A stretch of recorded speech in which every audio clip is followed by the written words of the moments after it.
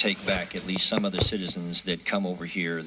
And I know that I think we've gotten a letter from, is it Gambia that we're sending a letter to, that they 100% of them.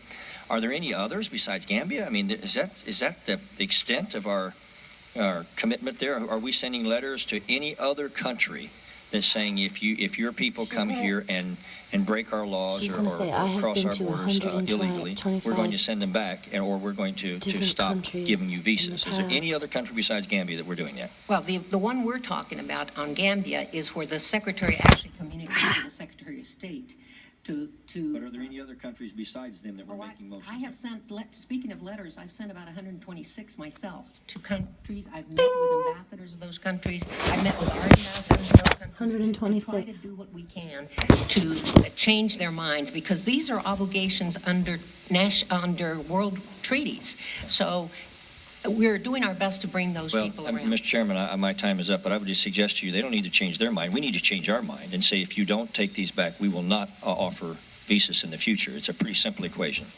Thank you. Thank you. Gentleman from Arizona yields back. The chair will now recognize the gentlelady from Washington, Ms. Delbany.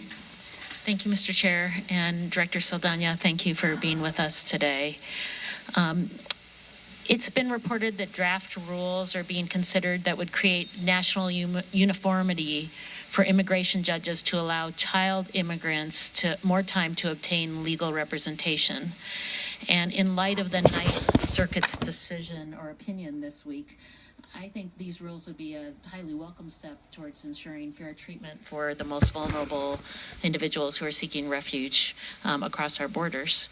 So I wondered if you could share with the committee your office's involvement in the discussions on those rules, if any, and as the agency that's responsible for carrying out removals following legal proceedings, do you have any comment on this issue? Those rules you're talking about would bind the immigration courts, and those come under the Department of Justice, not the Department of Homeland Security. The immigration courts are under the Department of Justice. I am sure at some point, if they're being considered now, that we may well be consulted. Quite frankly, I may not wait to be consulted. We may reach out and see if we can have some input, but that would be a decision by the Department of Justice and ultimately by the courts as to whether it's sufficient. Well, in a concurring opinion in the Ninth Circuit case, two judges, one a Republican appointee and one a Democratic appointee, came together and they said, quote, "What is missing here?